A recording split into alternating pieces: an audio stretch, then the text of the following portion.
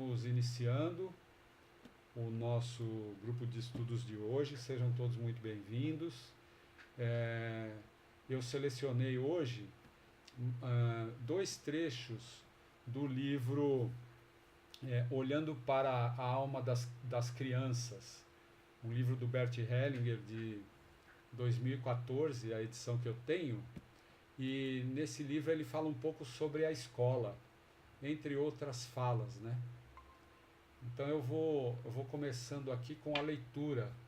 E como eu já disse, se você quiser perguntar alguma coisa, pode ligar seu microfone, tá bom? Muito bem. Então, esse primeiro trecho que está no livro veio de um curso de pedagogia sistêmica que ele deu no México. Então vamos lá. Gostaria de dizer algo sobre a pedagogia sistêmica. O que significa pedagogia sistêmica? Significa que não vemos apenas o aluno, mas também os pais do aluno nele próprio. Uma professora me falou certa vez que quando está diante de uma classe com 20 alunos, não vê apenas 20 pessoas, mas sim 60, pois os pais também estão incluídos. Quando o professor também vê os pais dos alunos por trás deles, ele os entende. Ao mesmo tempo, sente por trás de si seus próprios pais e ancestrais. É claro aqui, meus amigos, que o Bert está falando numa linguagem interna. Quer dizer, ver os pais não significa ser um sensitivo e ver com os olhos do rosto, né, a presença dos pais dos alunos. Muito mais significa incluir no seu coração a presença desses pais, a origem desse aluno, a família de origem desse aluno. E isso, pela minha experiência, inclusive com o trabalho em escolas, isso muda tudo. Dentro do ambiente de sala de aula, quando o pai olha de uma maneira, quando o professor ou a professora olha de uma maneira respeitosa para a origem desse aluno, de uma maneira reverente para a família de origem desse aluno, ela se coloca a serviço da família. E isso é uma posição humilde que o professor assume, e isso o engrandece. Isso faz com que o seu trabalho ganhe uma dimensão diferente e que a sua interação com o aluno vá muito além do conteúdo de uma relação, digamos assim, meramente racional ou emocional, né? Quando o professor olha dessa forma, o seu lugar de autoridade na sala de aula, ele é muito mais facilmente reconhecido, porque o aluno se sente respeitado e em sua natureza, em sua maneira, e também percebe mais facilmente que ele é bem-vindo naquele ambiente quando a sua origem é bem aceita. O olhar crítico para o aluno, ou aquele olhar que coloca o aluno como inferiorizado, ou um pobre coitado, alguém que tem uma mãe que não sabe cuidar das roupas dele, ou não sabe cuidar do cabelo dele, etc., e coisas desse tipo, desqualificam o aluno. E isso é a proposta essencial da visão da pedagogia sistêmica quando nós estamos falando do ambiente de sala de aula. Aí ele continua aqui. Entretanto, na sociedade ocidental, existe uma ideia dos pais ideais.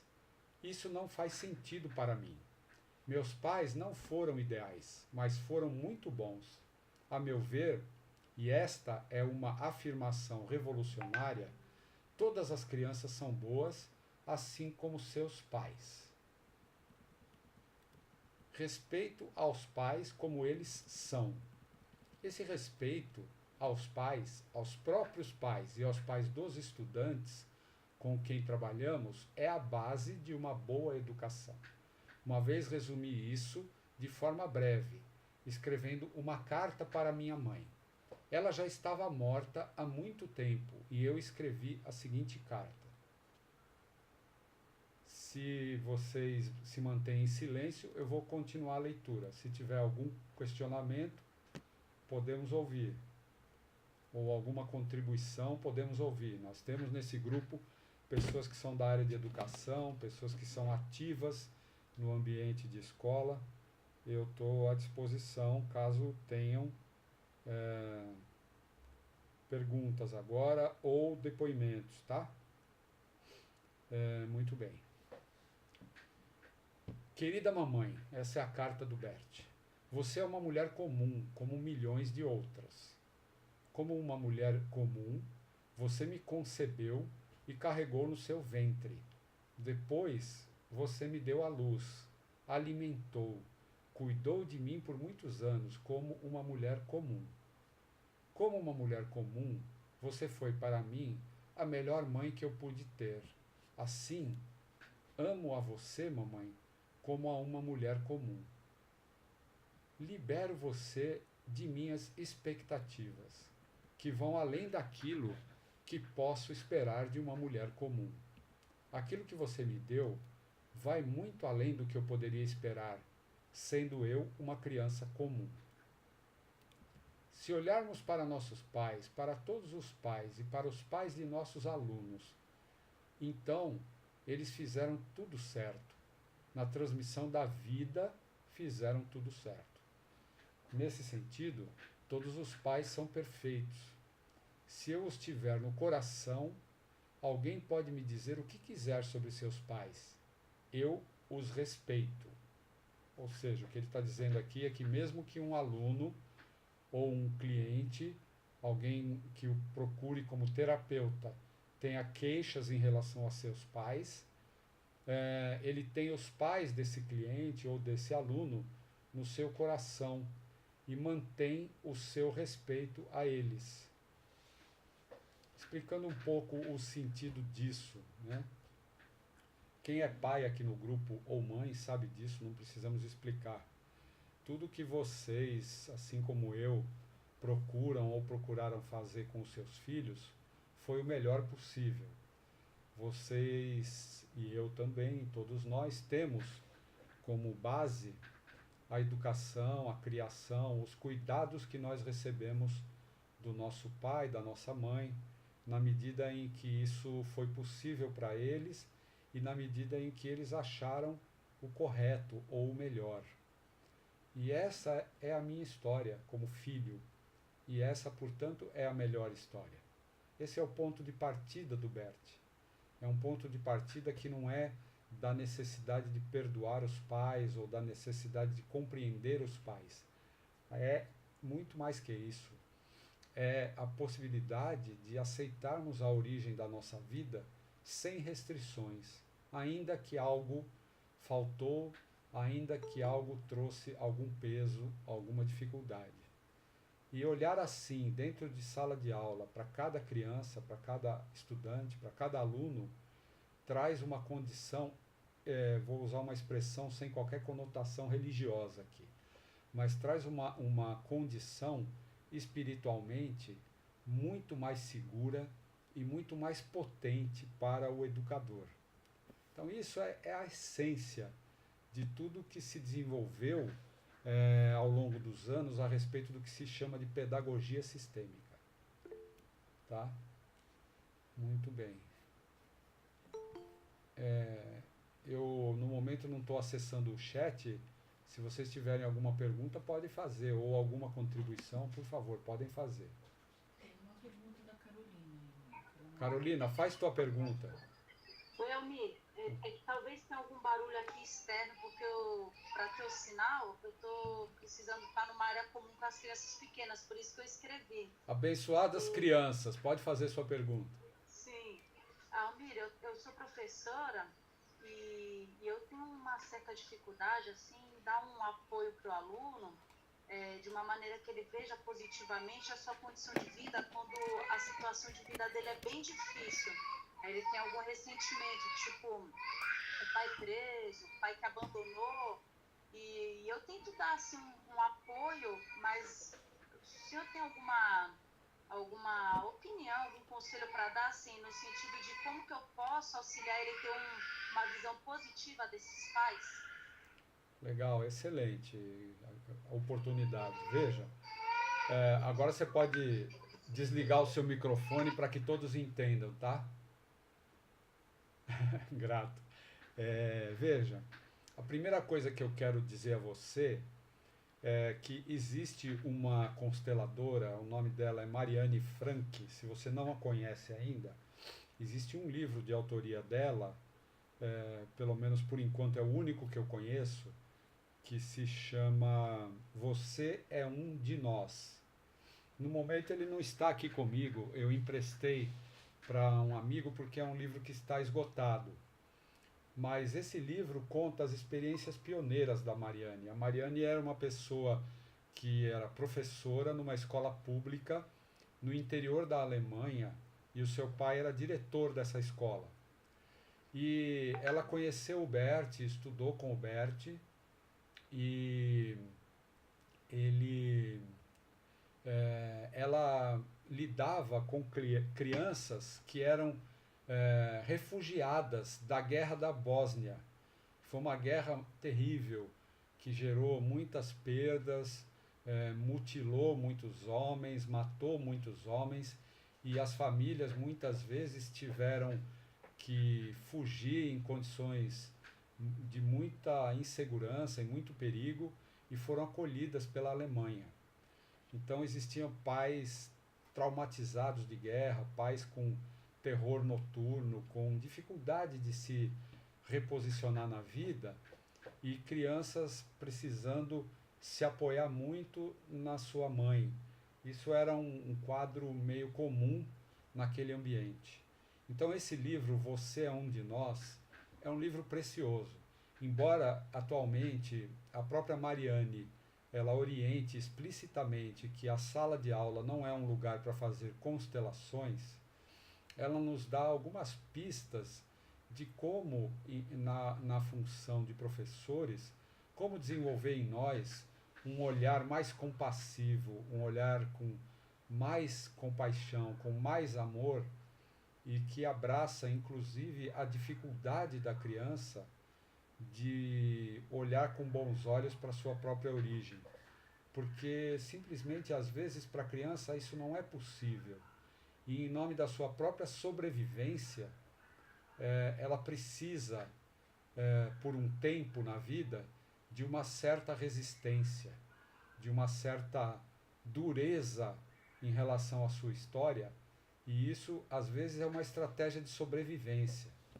Então nós, ao invés de lutarmos contra isso, a melhor coisa que podemos fazer é aumentar o nosso amor por esses pais, por esse pai que está preso, por esse pai que esteja foragido, por um pai que tenha se perdido nas drogas ou qualquer outra circunstância mais drástica que faz com que a criança seja necessário a ela, ao invés de olhar de frente para o seu pai e ver diante dela um masculino muito fraco, talvez a possibilidade dela nesse momento ainda seja não olhar para o masculino. E uma forma de não olhar é a revolta, é a raiva, é o ressentimento. Isso é uma forma de não olhar. Então a criança tem seu tempo, o adolescente tem o seu tempo para poder fazer a cura que ele mesmo terá que fazer por ele. Então, quanto mais difícil a situação da criança, mais o seu olhar deve transmitir uma autenticidade daquilo que você pode levar na sua alma, que é um profundo amor por essa família, por esse clã, por toda essa ancestralidade, talvez marcada pela violência, pelo desamor, pelas circunstâncias limitantes da vida. Então, diante de cada momento em que o filho de pais com dificuldades esteja diante de você, mais importante ainda, que se ele procura algum amparo, algum socorro, algum olhar amoroso para você, que você, ao abraçá-lo, ao conversar com ele, abrace também os pais dele. Figurativamente, estenda seu abraço aos pais dele, como quer que sejam, qualquer que seja a condição em que eles estejam. Então, se você tem um ou outro aluno que é particularmente difícil nesse sentido, utilize as suas próprias ferramentas a princípio. Se você é uma pessoa de fazer orações, inclua nas suas orações os pais desse aluno. Se você gosta de fazer meditações, dedique, não muito tempo, não precisa de muito tempo, mas um pequeno tempo de 1 ou 2 minutos antes de estar com aquele aluno na sala de aula, pode ser ainda na sua casa, dedique 1 ou 2 minutos para olhar para aquele aluno junto dos pais dele, ainda que essa não seja a realidade da vida dele, ainda que ele esteja afastado do pai, por exemplo, você olha para ele e visualiza os pais dele junto dele, atrás dele, maiores do que ele. E diga internamente sim para essa história familiar, ainda que seja uma história difícil, porque é a maneira que você pode ter melhor de se fortalecer internamente para poder olhar para ele respeitando a dor dele, respeitando a dor dos pais e respeitando também a capacidade de superação desse clã familiar, que apesar de tudo isso, ainda é capaz de gerar uma vida e fazer com que a vida siga em frente. Essas são algumas coisas que eu posso te dizer que são simples de fazer e que não sei se surtem um efeito imediato na criança, mas certamente para você farão bem. Isso não vai diminuir a sua capacidade de se sensibilizar com a situação e de sentir a compaixão que nos cabe. Mas você certamente não vai correr o risco de olhar para essa criança como vítima, que é um lugar muito ruim que nós colocamos alguém quando olhamos para uma pessoa assim. Quando olhamos para uma pessoa e pensamos, coitadinho dele, nós estamos praticamente inviabilizando a possibilidade de ajudá-lo de alguma forma. E isso não é só de constelações, não. Se você for estudar o treinamento dos doutores da alegria, parte do mesmo princípio. É olhar para aquela pessoa, para aquela criança que está praticamente sem movimentos numa cama e olhar para todo o potencial que existe nela. Se você olhar para uma criança que está na cama e pensar, coitadinha dela, é melhor você sair de perto dela do que tentar fazer alguma coisa. Isso está lá no treinamento dos doutores da alegria. Tá? Alguém ligou o microfone, pode falar. Almir, Oi. eu quero pode trazer para o grupo um depoimento meu de uma vivência que eu tive quando eu encontrei o livro da Marielle Frank, né? Que eu estava fazendo a formação de consteladores, e na época eu, como educadora há quase 40 anos, estava muito triste com as questões da educação pública do Brasil e como é que as coisas estavam caminhando. Eu estava muito triste. E quando eu encontrei o livro dela, eu falei assim, nossa, eu posso ver educação de um jeito sistêmico, uma educação que é ampla, que ela é grande, que ela inclui e que não tem essa educação institucionalizada das escolas, que exclui, que classifica, que rotula, que dá nota, que repete. E isso para mim foi gratificante. Eu pude participar em 2 workshops com elas no Brasil, um em Curitiba e outro em Salvador. E eu tive a oportunidade de falar para ela, Marielle Frank, que o livro dela mudou a minha vida. Nesse sentido de que eu pude ver uma educação assim ampla, no sentido da dignidade maior. E aí fui imaginando como é que era a educação nas tribos, como é que era a educação não institucionalizada, e por aí vim crescendo, venho estudando e continuo estudando até hoje. Realmente esse livro traz um marco para mim. E para qualquer professora, qualquer pessoa, ela entra na sala de aula, esse livro vai falando detalhes da interação com cada tipo de aluno e traz atividades práticas que você pode fazer em grupo com eles. É um livro bem didático para quem está começando esse estudo. Eu indico e para mim foi muito importante, viu? E procurar seguir Marielle Frank também, que ela tem algumas coisas. Só que ela só trabalha presencial, ela não tem muito de internet, não. Não. Ela gosta só de coisas presenciais e são muito fortes os trabalhos dela. Eu recomendo. Quando você souber que ela está aí no Brasil, vá atrás dela, viu? É isso aí. Grata. Muito bom, Ana Ruth. Eu não sou uma pessoa da área de educação, né? Minha experiência com turmas de formação é formação em constelações. Mas o livro dela teve o mesmo efeito em mim. Eu realmente revisei muitas coisas da minha vida escolar e aprendo muito com ela. Sempre que posso, gosto de vê-la. Então, ótimo, muito grato pela tua contribuição. Então, vamos continuando a leitura. O Bert fala a seguir do campo espiritual. Todo indivíduo está integrado em um sistema. A esse sistema pertencem, além de seus pais, também os seus avós e antepassados. Nesse sistema, muitas coisas já aconteceram, tanto boas quanto más. Esse passado atua no presente. Rupert Sheldrake fala de uma mente ampliada. Trata-se de um campo em que se encontram todos os nossos antepassados, assim como tudo aquilo que já ocorreu. Nesse campo, todos estão em ressonância com todos. Somos influenciados por ele. Qual é o resultado? Ninguém pode ser diferente do que é. Nossos pais não poderiam ter sido diferentes do que foram. Nós não podemos ser diferentes do que somos. E nossos alunos não podem ser diferentes do que são. Quando olhamos para os alunos que causam problemas na escola, sabemos que eles não podem ser diferentes do que são. Quando olhamos para seus pais e para o sistema do qual eles vêm, compreendemos por que são como são.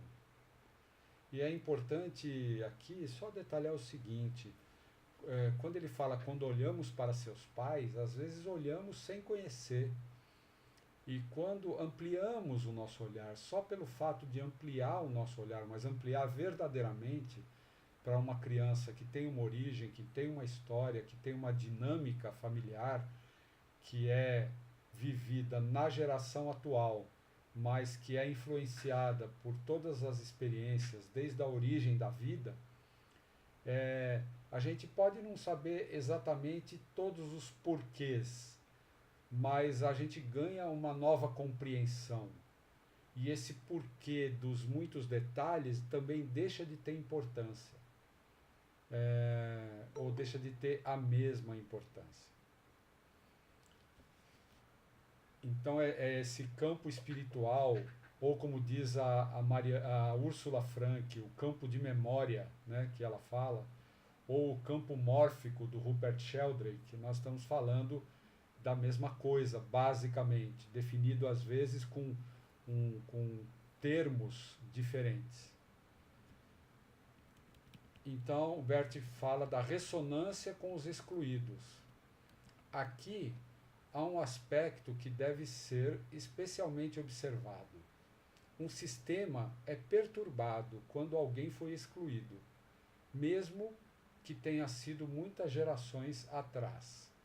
Quando uma criança se comporta de uma forma diferente da que desejávamos, está olhando em seu sistema para uma pessoa que foi excluída. Assim, a criança se comporta de uma forma diferente por amor a esse excluído. Ao trabalhar com essa criança, podemos olhar com ela para essa pessoa excluída. Pessoal, estou ouvindo uns ruidinhos. Se alguém tem uma pergunta para fazer, pode ligar o microfone e fazer a pergunta, que o chat hoje não está aparecendo aqui para mim. Tem gente pedindo para entrar na reunião? Eu não. Tem Não. pessoa querendo entrar e não consegue. Não. Só um minutinho, deixa eu ver uma coisa técnica aqui, desculpem.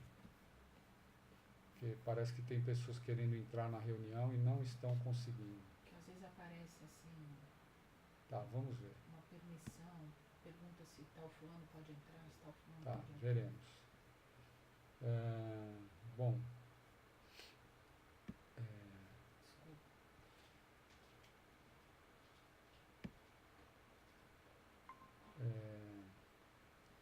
pronto, já localizei aqui. Ok, tô novamente com vocês, gente. Então, eu estava falando da ressonância com os excluídos, né? Vou reler esse trechinho. Aqui há um aspecto que deve ser especialmente observado. Um sistema é perturbado quando alguém foi excluído, mesmo que tenha acontecido muitas gerações atrás. Quando uma criança se comporta de uma forma diferente da que desejávamos, está olhando em seu sistema para uma pessoa que foi excluída. E aqui uma dica: a mesma coisa vale normalmente para aquelas pessoas, por exemplo, na nossa família, que são as chamadas ovelhas negras, ou no ambiente de trabalho, naquela pessoa que contesta, que tudo ela pergunta, que tudo ela duvida, que ela está sempre procurando um caminho diferente para as coisas. Normalmente essa pessoa não é que ela desconhece como as coisas funcionam na família, ou na sala de aula, ou no ambiente de trabalho. Ela tem algo mais forte com ela, que é a necessidade de olhar com a alma, olhar com os olhos da alma para esse excluído. E assim ela encontra maneiras de chamar a atenção. A criança se comporta de uma forma diferente por este amor. Ao trabalhar com essa criança, podemos olhar para ela e para essa pessoa excluída, mesmo que a gente não saiba quem é. Quando a criança, por exemplo, desafia o professor, ela, na verdade, não olha para o professor. Ela olha para essa pessoa excluída e faz esses movimentos em nome dela. Podemos falar com seus pais sobre isso e talvez descobrir quem é esta pessoa excluída. Se olharmos e respeitarmos esta pessoa junto com os pais, nós a integramos à família. Então, a criança pode mudar. E veja, esse excluído pode ser o próprio pai. Esse excluído pode ser a mãe. Esse excluído pode ser um irmão que morreu ou que foi criado longe da família, ou um irmão de um casamento anterior. Esse excluído é alguém que falta ser inserido no contexto da família. Então, se olharmos e respeitarmos essa pessoa junto com os pais, nós a integramos à família. E então a criança pode mudar. Porém, não é só a criança quem muda, a família também muda.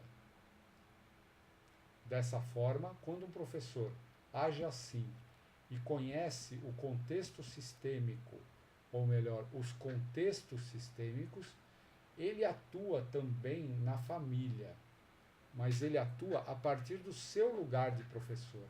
Ele não toma o lugar do pai, o lugar da mãe, ele não se acomoda tentando salvar a criança de uma situação em que ela demonstra fragilidade ou revolta ou qualquer sentimento de culpa que seja. Dessa forma, quando o professor age assim, conhece os contextos, ele atua também na família. Por isso, a pedagogia sistêmica atua através da escola, também nas famílias e na sociedade. Qual é a ideia aqui? Quando um professor se coloca no seu lugar, E isso tem um paralelo com o que nós já estudamos aqui em outras reuniões. Quando o pai ou uma mãe se colocam no seu lugar, eles têm um poder de atuação que vai muito além daquela autoridade ou do autoritarismo ou das regras.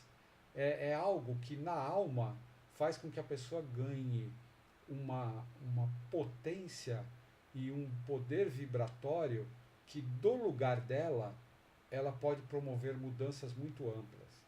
Quer dizer, quando a gente propõe esse exercício de humildade da pessoa se manter no seu lugar, nós, na verdade, estamos empoderando o ser humano. A humildade, ela não é modesta. A humildade, ela engrandece. Ela traz poder para a pessoa.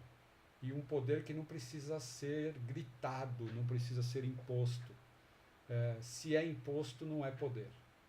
Essa é a visão do Bert.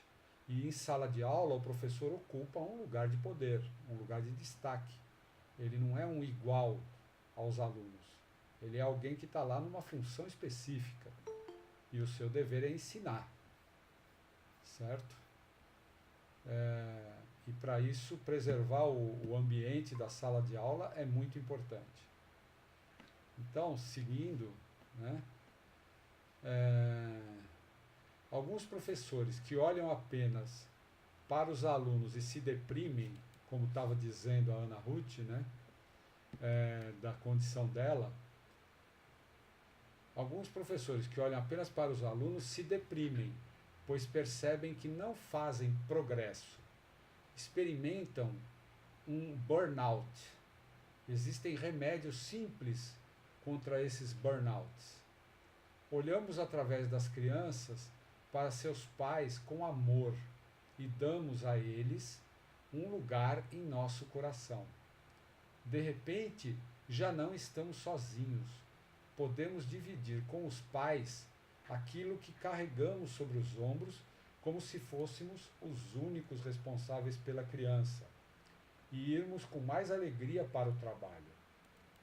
O que o Bert está dizendo aqui? Um professor que olha apenas para o aluno e busca formas de interagir com esse aluno que causam nele tensão, sobrecarga, ele se enfraquece. Qualquer sobrecarga retira a energia de nós.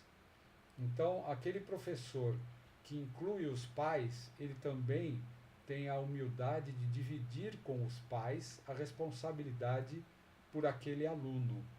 E o professor, então, ele procura dar conta daquilo que lhe cabe e exclusivamente daquilo que lhe cabe. Ok? Então, a impotência que às vezes toma conta de professores, e eu já tive a oportunidade de trabalhar essa questão em workshops voltados para a área profissional, de professores desestimulados com a profissão, apesar de sentirem uma vocação para o ensino, se sentirem esgotados, se sentirem sem entusiasmo. E isso não vem do seu olhar para a vocação. Isso vem da maneira como ele vinha lidando com o exercício da sua vocação. Então isso vale para nós, como irmãos mais velhos perante nossos irmãos mais novos, vale como pais perante os nossos filhos, ou em qualquer ambiente onde nós tenhamos uma posição de destaque, como um professor tem na sala de aula. Ok? Muito bem. Alguma pergunta, algum comentário adicional sobre isso? Alguma coisa não compreendida? Opa, estou ouvindo bem baixinho. Pode falar. Só não estou te ouvindo num volume muito bom.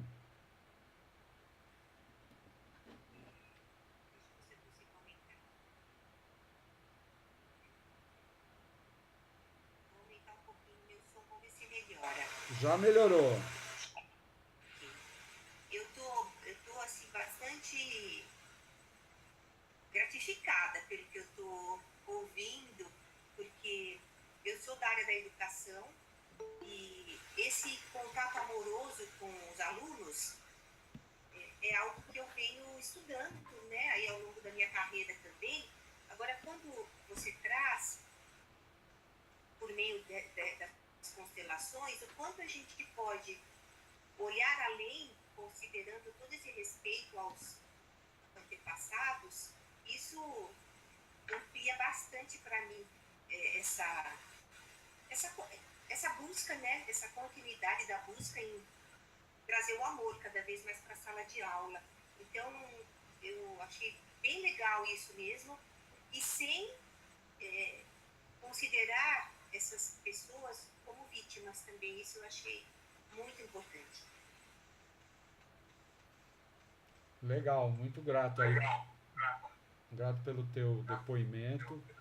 E é isso que a gente tem visto nas escolas que eu tenho oportunidade de trabalhar, prestando algum tipo de consultoria, seja para a direção da escola, seja para o pessoal da orientação, da coordenação pedagógica. Eu tenho visto esse mesmo progresso, essa mesma transformação. O ponto é que cada vez mais a gente tem percebido como facilitadores de constelação ou como instrutores, né, de constelação, que quando nós entramos com esse olhar sistêmico fenomenológico para um ambiente que já funciona e que tem uma história longa, é o equivalente a nós entrarmos em contato com uma história familiar. Nós entramos com muito respeito pelo passado. Então, por exemplo, as melhores abordagens que eu conheço de pedagogia sistêmica, elas são muito respeitosas por exemplo, ao sistema oficial de ensino, às leis que regem o funcionamento das instituições de ensino, às linhas pedagógicas que vêm funcionando e encontrando formas de permitir que o indivíduo se desenvolva e que estão há muito tempo evoluindo e promovendo melhora na vida de muita gente, né? As metodologias e assim por diante. Quer dizer, quando a constelação entra no ambiente do ensino, entra respeitosamente, entra como pequeno, entra como menor. E assim eu tenho visto que os efeitos eles são mais profundos e mais transformadores, são mais consistentes. Infelizmente nem sempre é assim, mas na área do direito eu tenho visto a mesma coisa. Os facilitadores, as pessoas que estão estudando constelações e que são servidores da área do direito, se eles entram de maneira a respeitar o sistema que já funciona, muito antes da constelação ser um tipo de pensamento conhecido, antes do advento das constelações, o direito já funcionava, a escola já funcionava. E eu, pelo menos, não trago comigo nenhum tipo de queixa ou ressentimento da escola pública onde eu estudei, das escolas públicas onde eu estudei. Não trago. Então, eu sou uma testemunha de que, mesmo antes de existir constelações, existiu e existe um sistema que funciona. Eu guardo comigo, em especial, a memória de alguns dos meus professores e professoras que me transmitiram muito mais que o conteúdo que era obrigação deles passar. E hoje eu vejo que isso tem a ver com o olhar deles para mim, um olhar que me transmitia respeito, dignidade e uma atenção especial e não invasiva. E muitos deles foram muito desafiadores em sala de aula. Entre esses estão os que me deram tarefas mais difíceis de cumprir. Então não é porque me deram moleza, não. Mas nem todos, quer dizer, nem todo o olhar respeitoso para o aluno significa ser mais exigente ou menos exigente. Não se trata disso. Se trata desse olhar que olha para um ser humano integral, que tem com ele um potencial a ser desenvolvido. E que se nós olhamos com esse olhar, nós conseguimos com mais facilidade fazer com que esta pessoa tome mais para ela daquilo que nos cabe transmitir. E, de novo, isso vale aqui para todos os ambientes onde a gente tenha uma relação de superioridade, uma relação de poder em relação a alguém. Isso tira qualquer arrogância da relação. Então, por exemplo, se tem alguém aqui que trabalha na área da saúde, algum médico ou algum terapeuta, da mesma forma. O olhar é o mesmo que se propõe para a área da pedagogia, para a área da educação. Tá? Bem, e aí, seguindo então para o texto, eu peguei um outro trecho do mesmo livro, que começa na página 172. E ele começa assim: o que vem primeiro?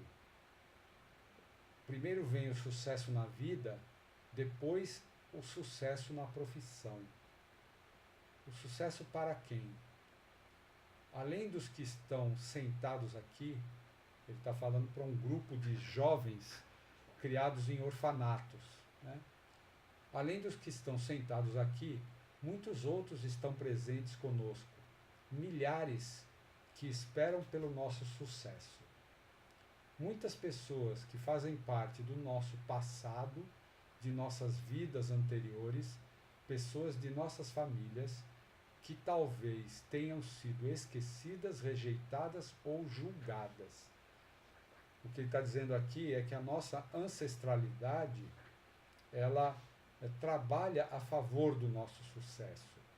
Se nós somos bem-sucedidos na vida, nos estudos, na profissão, na saúde, nos relacionamentos afetivos ou em qualquer outra área da nossa vida, toda a nossa ancestralidade também está nesse momento se tornando vitoriosa.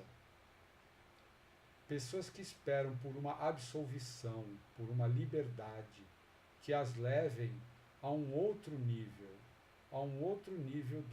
do amor junto conosco.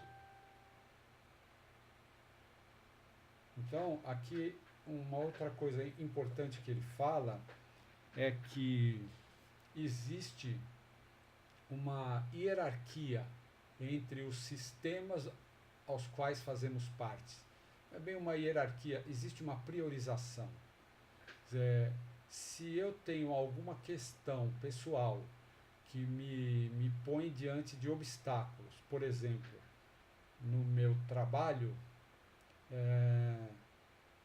eu primeiro preciso olhar como é que eu estou com a vida. Então, quando ele diz, primeiro vem o sucesso na vida, depois o sucesso na profissão, se algo em relação à profissão não caminha para o sucesso, eu primeiro preciso ver como é que está o meu olhar para o êxito, para o sucesso na vida. E isso é algo muito decisivo no nosso próprio olhar para nós mesmos, nas nossas reflexões. E aqui tem um aspecto que, vamos dizer, norteia a nossa utilização de constelação como terapia, mas tem também um princípio que faz parte, vamos dizer, da filosofia do Bert Hellinger, do modo de pensar. Então, diante de qualquer obstáculo, de qualquer dificuldade, se nós priorizamos aquilo que vem primeiro, nós poderemos ver o obstáculo de um outro lugar. Ele poderá ter uma dimensão diferente. E normalmente ele se torna menor do que ele nos parece quando nós tentamos olhar só para ele. Percebam que isso tem um paralelo na nossa relação com as pessoas. Se existe uma pessoa difícil, seja um aluno difícil, um colega de trabalho difícil, um irmão difícil, um amigo difícil, um marido difícil, o que quer que seja, se nós olhamos além dele, se nós olhamos para o essencial, que é a história, é a vida como veio para ele, nós também não olhamos apenas para o colega de trabalho, não olhamos apenas para o estudante. Nós lançamos o nosso olhar para mais além, de uma maneira mais profunda, e conseguimos com isso ver essa pessoa dentro do seu contexto. Isso nos traz um outro tipo de conforto e um outro tipo de possibilidade de interação. Ok? Muito bem. Aí o Bert pergunta: vocês concordam em penetrarmos nesta amplidão? Qual é a amplidão que ele fala? É a amplidão de olharmos para as pessoas que fizeram parte do nosso passado e pessoas de nossas famílias que talvez tenham sido esquecidas, rejeitadas ou julgadas. Pessoas que esperam por uma absolvição, por uma liberdade, como ele estava dizendo aqui. Então é essa amplidão que ele pergunta se as pessoas concordam. Acontece que os fracassos não são apenas nossos fracassos e que as nossas queixas não são apenas nossas.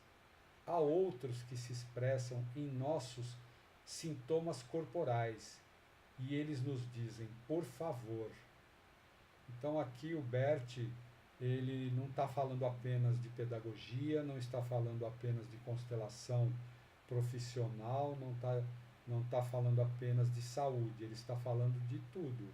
Ele toca em sintomas corporais, em qualquer tipo de queixa, ou qualquer sensação de fracasso, qualquer sentimento de culpa. Ele está falando que em nós há outros que se expressam da mesma forma e que nós nos expressamos também em nome deles. E a palavra ou a expressão que vem desse passado e que nos move no presente, eles estão como que dizendo para nós, por favor, melhore a vida, por favor, olhe para a solução, por favor, permita-se vencer o obstáculo. É esse o por favor que vem lá do passado para nós. Então isso afasta qualquer ideia de que se nós olhamos para a família de origem de alguém, o nosso olhar tem que ser fatalista. Quando olhamos para o nosso próprio passado, nós nos acomodamos com os padrões familiares, com a repetição desses padrões, estejam eles manifestados através de doenças ou através do relacionamento amoroso, da relação com o dinheiro ou o que quer que seja. Aqui o Bert está colocando a perspectiva que é a real perspectiva das constelações.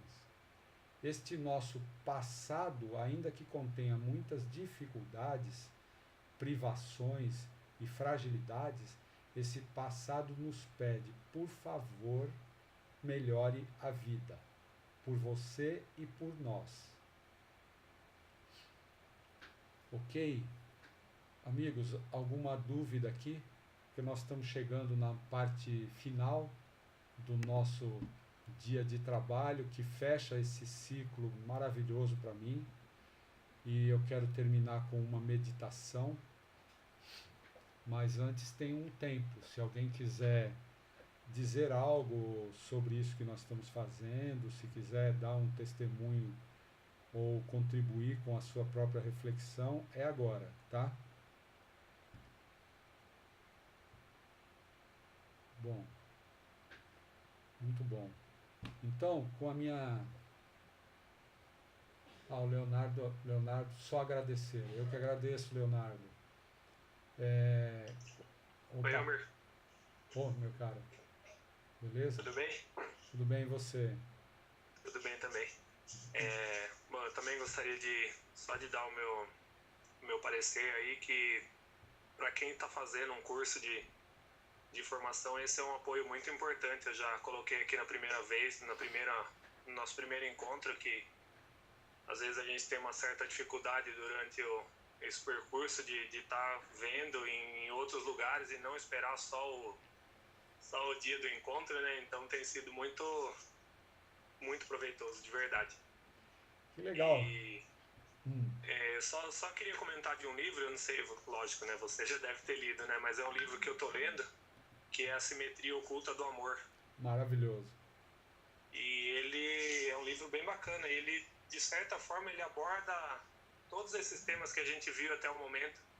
Então é só uma dica aí para quem gosta aí dos livros do Bert, né? Esse é o meu primeiro, na verdade, foi uma indicação da Marisa e foi muito proveitoso para mim. Estou no começo ainda, mas ele aborda todos esses assuntos que a gente tratou aqui de uma forma bem sucinta. É bem bacana mesmo esse livro. É só essa dica que eu queria dar. Legal, Leonardo. Quero pedir para você... O Éder. É o Éder, desculpa. Não, tudo bem. Que o Leonardo escreveu. Éder, eu quero pedir para você, se possível, amanhã, a gente poder conversar privativamente aí, tá? Claro. Quero explorar um pouquinho isso com você. Então, sim, depois você me escreve aí dizendo qual é um bom horário para a gente se falar, eu te dou um alô, tá bom? Maravilha. Eu também gostaria de fazer isso por conta da gente decidir a questão dessa nova etapa aí, tá ok? Tá legal, meu cara.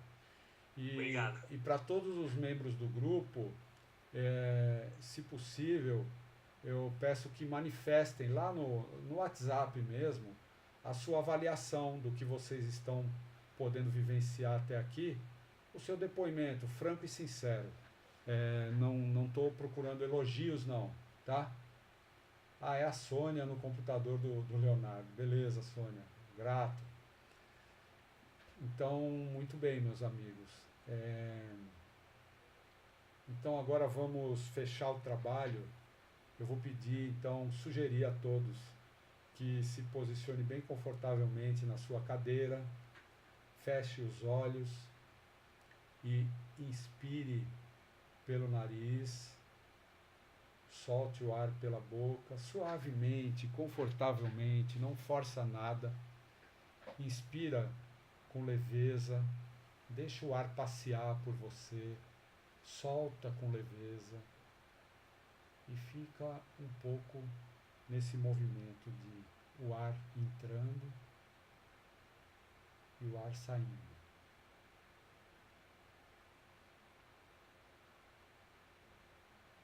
E agora, junto com a próxima inspiração, vamos penetrar em nosso corpo e nos tornar amplos internamente. Visualize uma expansão interna. E se te ajudar nisso, toma uma inspiração um pouco mais profunda, sem forçar.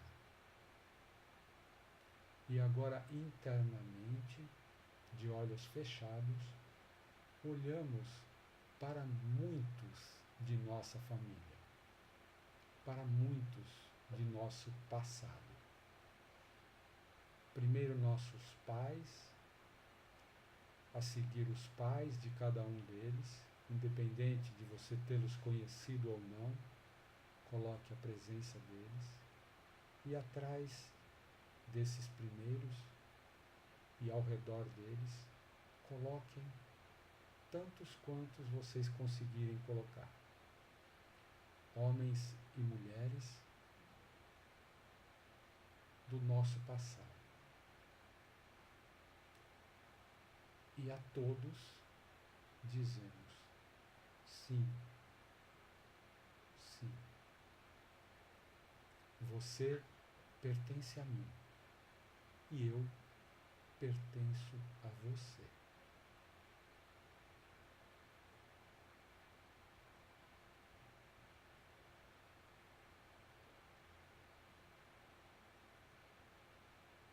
E enquanto você Percorre todas essas presenças e diz internamente o seu sim. Talvez alguns deles te chamem mais a atenção e você perceba que precisa se deter um pouco mais diante dele. Então, junto com o sim diante dele ou dela, junto com o sim, faça uma pequena reverência em um sinal de respeito e de inclusão. E diga sim, você pertence a mim e eu pertenço a você. E então sentimos o que muda em nós, o que é curado em nós, o que talvez estivesse tenso ou um pouco preso e agora se solta. E então, de repente, os nossos desejos pessoais vão para o pano de fundo. Também aquilo que nos propusemos quando nos colocamos comprometidos com esses estudos que fizemos até aqui, todas as nossas propostas e intenções vão agora para esse pano de fundo. E nos sentimos agora levados e carregados por outras forças. Forças que vêm dessa grande força da nossa ancestralidade. Olhamos de forma confiante para aquilo que nos espera aqui. Para aquilo que nos espera aqui na vida, finalmente. O que fizemos então agora? Demos um primeiro passo, e talvez um grande passo, em direção a um sucesso maior. Talvez em direção a um grande sucesso.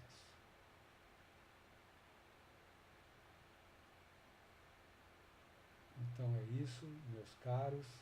Muito grato pela presença tão positiva, tão atenciosa, com a qualidade da presença de vocês.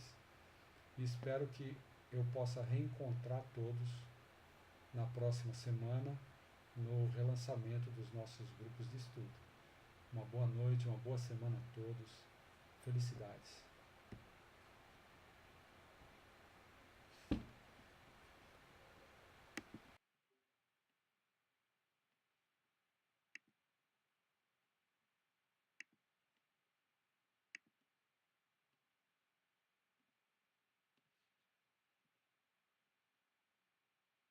Cici.